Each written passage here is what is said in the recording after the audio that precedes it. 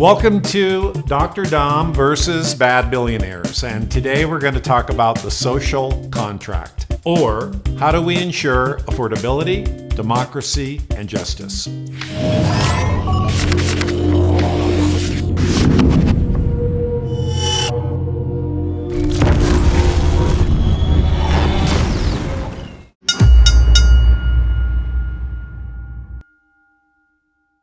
On a quiet stretch of America, few places feel more peaceful than Canyon Road in Santa Fe, New Mexico. Here, it looks like people live well.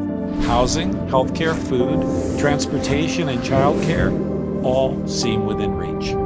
But appearances deceive. Santa Fe, like most cities in America, is a city of haves and have-nots. The tranquility of this road exists alongside people struggling every day just to afford the basics of life.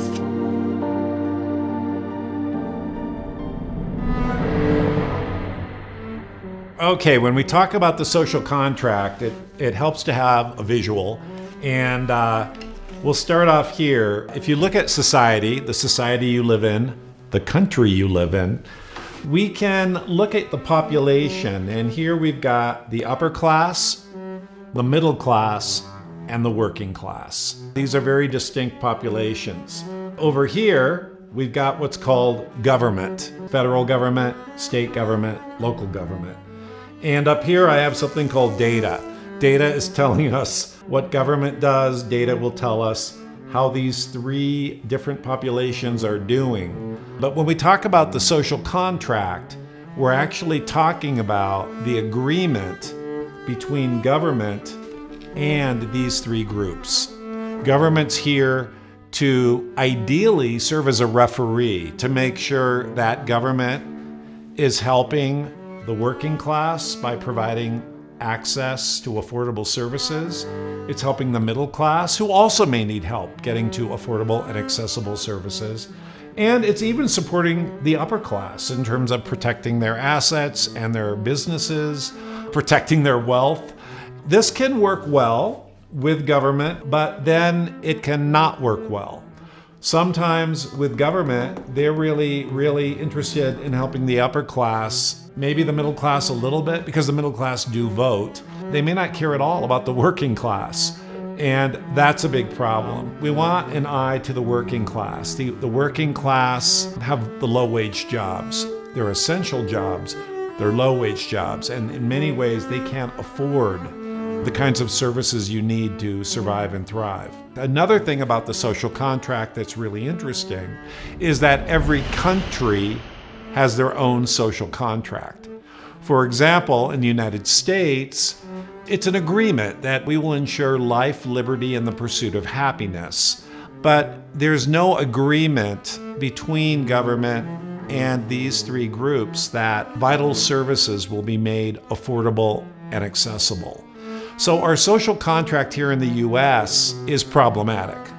Now, if we look at a country like Sweden, they have a social contract, but their social contract, their government ensures healthcare for all.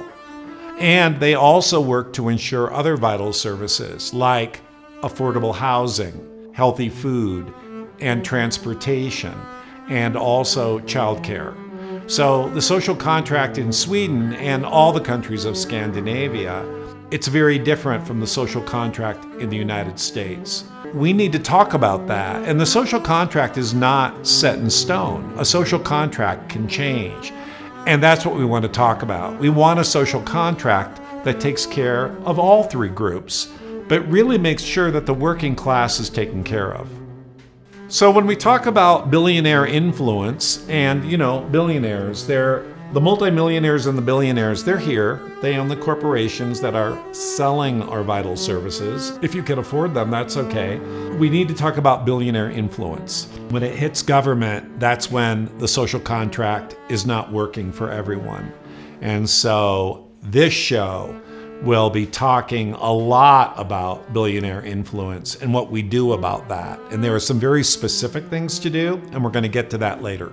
In all my talks on the social contract and affordability and democracy and justice, I talk a lot about research and where do we get our information from? How do we know what our problems are? How do we know what our solutions are?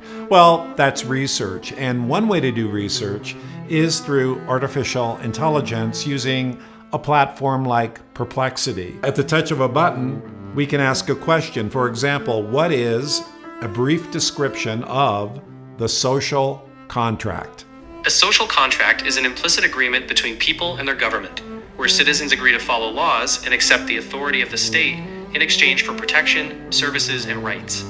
Essentially, it spells out the mutual obligations each side has. The government provides security and services, and in return, people pay taxes and consent to the state's authority. This idea underpins many forms of government and is a key part of political philosophy. When we talk about the social contract, how do different governments, different countries create their social contract? Each country shapes its social contract differently based on its history, values, and resources. For example, Canada includes universal health care in its contract, funded by taxes. Costa Rica prioritizes education and health care over military spending. In Nordic countries like Sweden, the contract involves high-quality public services and high levels of trust. Many social contracts are enshrined in constitutions and laws, while others are more informal understandings that evolve over time and can be renegotiated when governments fail to deliver on their promises. And in the United States, because there is no legal requirement to provide healthcare or other essential services, nor is there any legal requirement of a state government to provide any of these essential services, how does that impact the social contract? While the United States has no legal requirement to provide essential services like healthcare, this shapes its social contract in a few ways. Social contract theories suggest that governments have obligations to safeguard citizens' rights, including health and equitable access to services. In many other nations, these obligations are formalized by law. In the US, the social contract is more implicit, relying on political processes and public expectations rather than legal guarantees. When the government doesn't provide certain services, it can lead to debates about whether the social contract is being upheld or needs adjustment. Essentially, the lack of legal mandates means the social contract in the US is more about societal expectations and political negotiation, and less about enforceable legal rights to certain services. Why is it that in the US we aren't really taught much about a social contract, and the mass media doesn't really talk about a social contract? Some sources suggest that social contract theory is often introduced in US schools, but mainly as a theoretical concept influencing early government, something covered briefly in certain government or philosophy classes rather than emphasized across the curriculum. One reason it may not be widely taught or discussed in the mass media is that it's often seen as one of many philosophical frameworks rather than a concrete law or governing force. Instead of focusing on these theoretical foundations, civics and media in the US tend to prioritize practical governance, how the government actually works, rather than the philosophical underpinnings. So, the concept may not get much attention outside of academic or specialized discussions. When we had our last mayoral elections, two high-profile elections actually, in New York City, Zoran Mamdani was elected, and over in Seattle, we had Katie Wilson, who was elected mayor.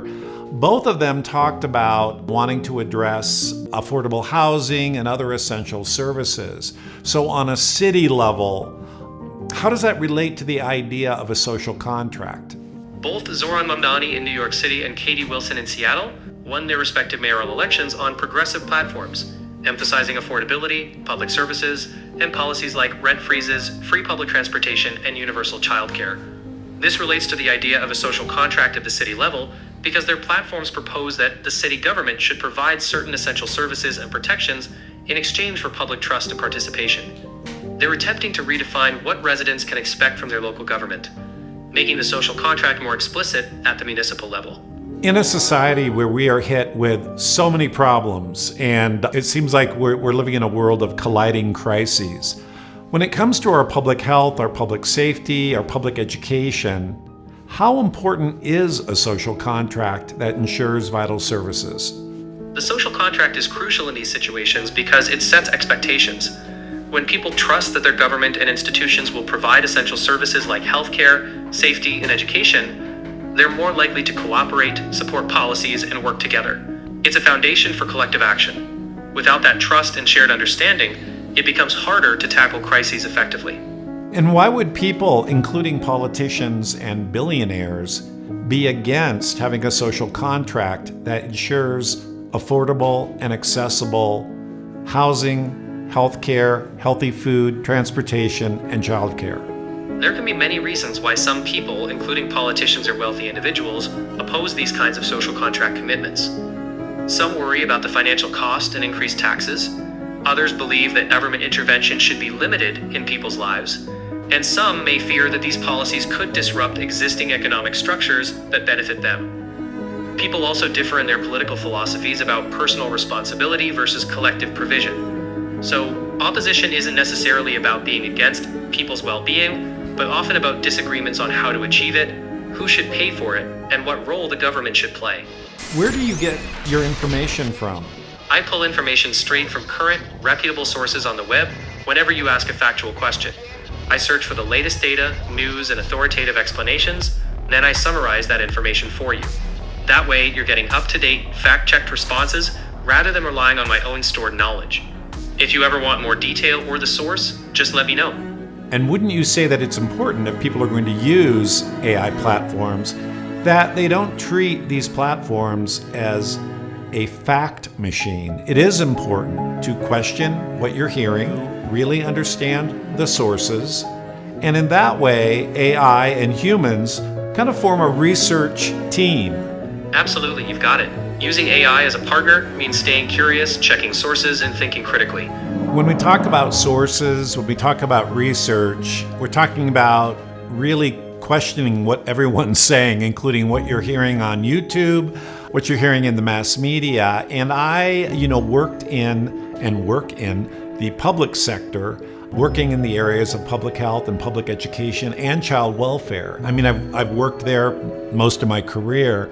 I did decide to go back to school, so I got into a doctoral program because I wanted a framework. I wanted a way to devote 3.5 years doing research on affordability, democracy, and justice. I wasn't quite sure what I was getting into, but I dove in. And what's interesting, if you're in a doctoral program, if you're talking to your professor, if you're writing something for your professor, you can't make things up because they're going to say, what's the source? What's the research behind this? And they pound it into you, and it's good. It's because we live in a world of hunches and opinions. It's good when people say, can you back that up? And so I went on that journey, but I did write my dissertation, and I also recognized that all the research I had done and the stories that I had gathered, that in a typical dissertation, well, how do I say it? Not many people are going to read it.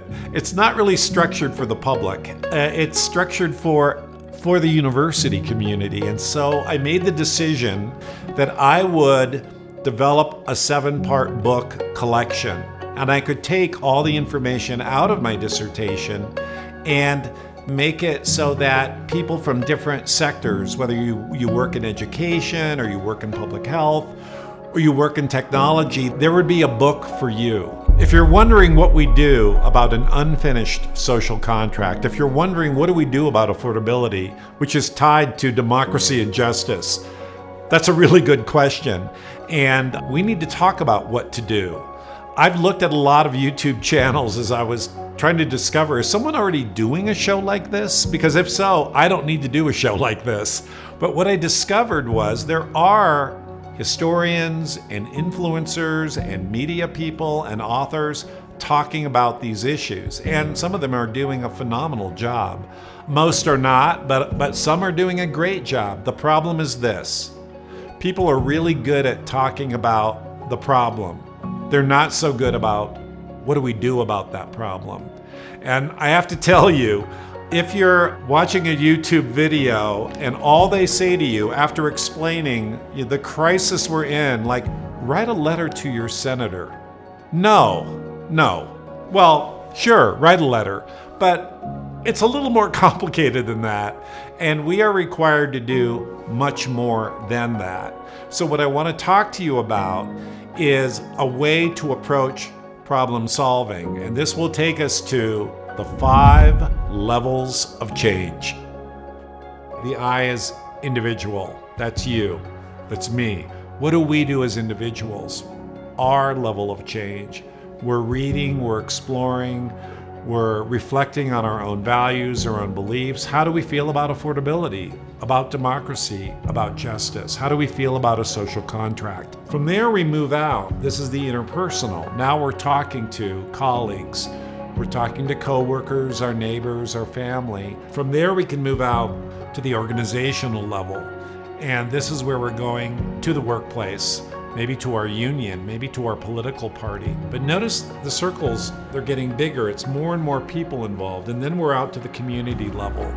And this is where we're really having public dialogue.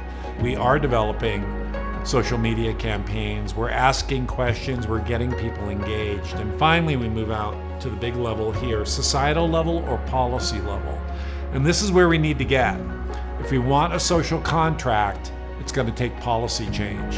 And this means we're going to have to elect pro-affordability mayors and governors. But we need all of these levels happening all the time. 5 levels of change, the social, ecological model.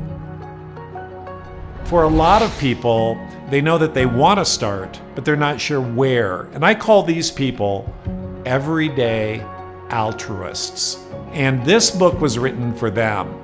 I introduce in this book a concept called clarity shock. And by clarity shock, I mean that you are witness to something that provides you with extreme clarity. And for me, clarity shock came as I was starting my dissertation writing, and I saw a political convention, and there was a billionaire with a chainsaw. And this billionaire was smiling and so happy to be able to say that he was going to be cutting social services. So that was my clarity shock. That was the moment I decided to grow the affordability movement. In the fight to build an aware America, where affordability, democracy, and justice can actually thrive, what will you do?